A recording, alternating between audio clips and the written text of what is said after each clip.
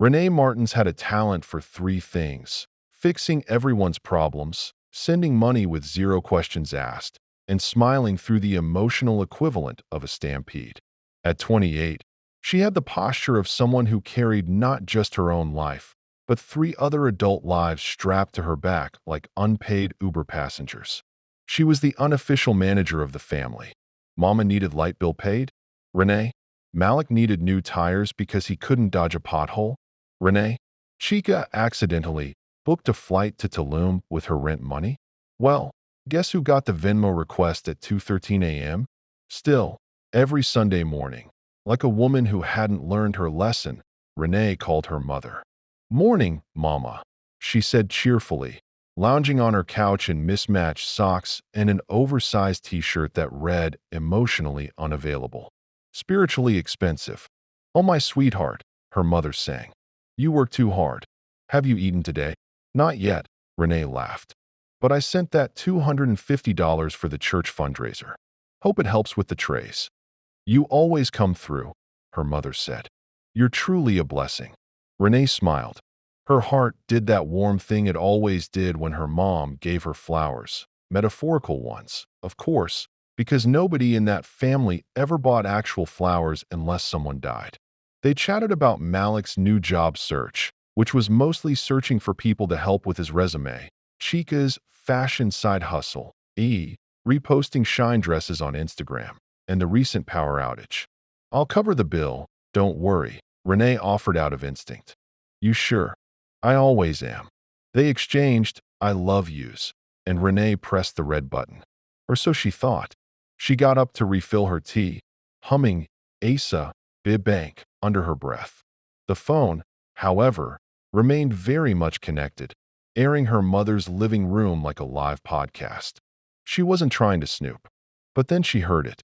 She called again. Chica's voice. "Yes-o," her mother replied. She sent money for the bill and the fundraiser. "Oh wow," Chica said, sarcastic. "What a surprise. Captain Save a Family strikes again." Malik snorted. "She's addicted to it. If she doesn't play sacrificial lamb, her body starts to itch." Renee paused. Teabag midair. Her hand trembled. "She always acts like she's some hero," Chica continued. "Like she's the only one with a job. Sis, we get it. You're the eldest. Relax."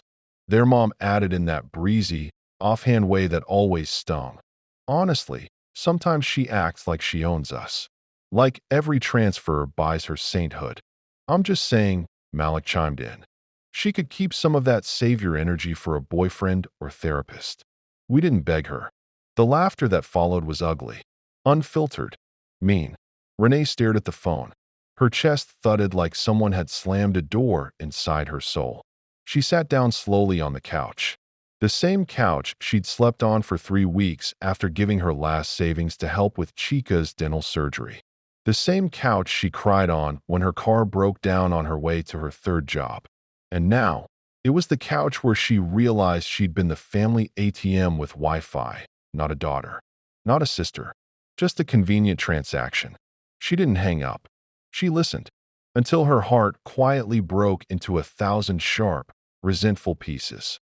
3 days later, radio silence. Renee ghosted the family like she was auditioning for a Netflix true crime series. No texts, no calls, no transfers, no Happy Wednesday gifts in the family group chat. On Wednesday evening, her phone buzzed with a video call from Martin's clan. She answered. Her face was calm, her bonnet flawless, her tone ice cold with a hint of lavender. "Renee," her mom beamed. "Where have you been? I called you twice." "I know," Renee said simply. "You okay?" Chica asked, lips glossy and confused. Renee blinked.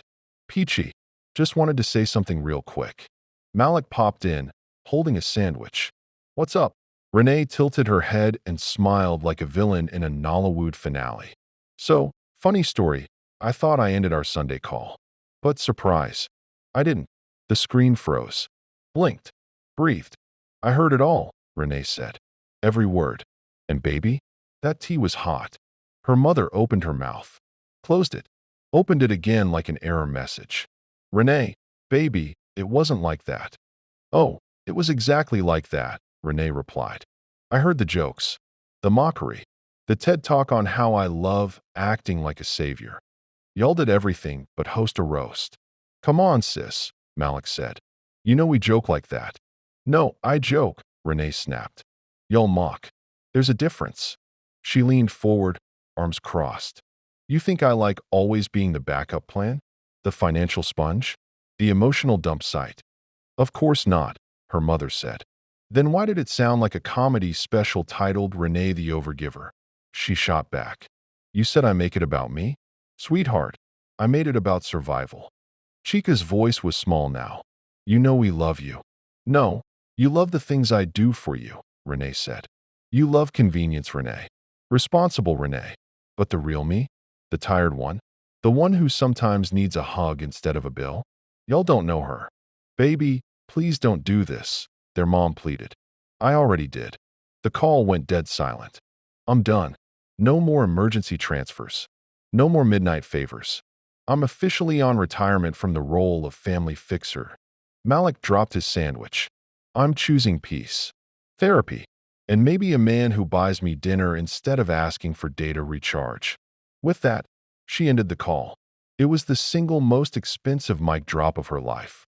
2 months later, Renee got a new number, switched to private social media, took a solo trip to Costa Rica where she zip-lined through rainforests and flirted with a diving instructor named Javier. She bought new sheets, found a therapist, laughed again, real laughter, not the brittle one she used when pretending everything was fine. She began to taste life outside the cage of obligation. Then, one day, an email arrived. Subject, I'm sorry. Please read. It was from her mom. Renee, I listened to the call. Yes, I found it. I played it alone. Twice. And each time, I wept. Because you were right. We used you. We laughed at your love. We mocked your sacrifice. You deserved more. I'm sorry we didn't give you flowers while you were bleeding. You are not a bank. You're not a backup. You're my daughter. And I am so sorry I let the others laugh instead of checking them. If you never come back, I'll understand. But if you do, we will be better. I will be better. Renee didn't cry. She read it twice.